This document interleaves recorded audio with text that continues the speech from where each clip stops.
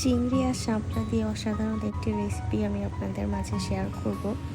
আমি এটা নিজেই পার্সোনালি অনেক বেশি পছন্দ করি।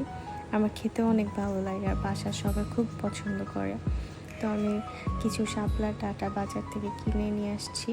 তো আমি এগুলা হাত দিয়ে কেটেছি। এগুলা অন্য কিছু দিয়ে কাটা লাগবে না, আপনি চাইলে বটি দিয়েও কাটতে পারেন অথবা চাকু দিয়ে, কিন্তু হাত দিয়ে এটা খুব ইজিলি কাটা যায়। তো হাত দিয়ে কাটলে খুব দ্রুত হয়। তো আপনারা চেষ্টা করবেন হাত দিয়ে এইভাবে ছুলে ছুলে নেওয়ার। তো আমি এইভাবেই করছি। চলুন ফুল রেসিপিটা আপনাদের মাঝে শেয়ার করি। আমি পরিমাণ মতো তেল দিয়েছি, পরিমাণ মতো পেঁয়াজ কুচি, শুকনো মরিচের গুঁড়া, হলুদের গুঁড়া, ধনে গুঁড়া আর আদা আর রসুন পেস্ট আর পরিমাণ মতো লবণ। এরপর কিছু সময় ধরে এটাকে কষাতে হবে।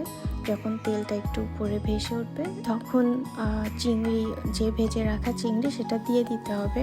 আমি আগে থেকে চিংড়ি মাছটা ভেজে রেখেছিলাম, যার কারণে ক্লিপটা নেওয়া হয় নাই। তারপরে কিছু পরিমাণ মতো পানি দিয়ে এটা কিছুক্ষণ ধরে কষাতে হবে। এরপর তেল উপরে উঠে আসলে তখন কিছুটা নেড়ে আবার কিছুক্ষণ ঢেকে রেখে দিতে হবে, যেন চিংড়ির মধ্যে মশলাটা ভালোভাবে ঢুকে আর খেতে যেন মজা লাগে। আমি নর্মালি এমনই করি, মানে আমি যেভাবে করি সেটাই জাস্ট শেয়ার করতেছি। তারপরে এর মধ্যে শাপলার ডাঁটা দিয়ে দিতে হবে। শাপলার ডাঁটার মধ্যে কোনো পানি দেওয়া যাবে না, কজ এর মধ্যে থেকে অনেক বেশি পানি বের হবে।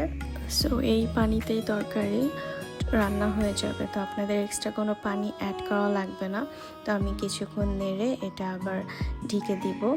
কিছুটা ভাত ছিল, আমি আবার পরে এখানে আবার অ্যাড করে দিয়েছি। এরপর আমি আবার কিছুক্ষণের জন্য 5 মিনিটের জন্য ঢেকে দিব।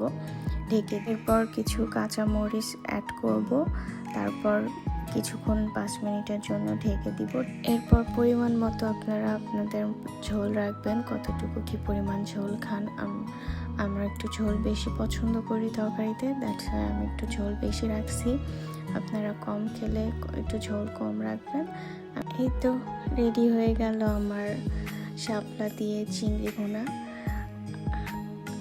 কেমন লাগলো আপনারা জানাবেন, কমেন্ট করে জানাবেন। ভালো লাগলে শেয়ার করবেন, আর ভালো লাগলে ছোট্ট করে একটা সাবস্ক্রাইব করে দিবেন আমার চ্যানেলকে।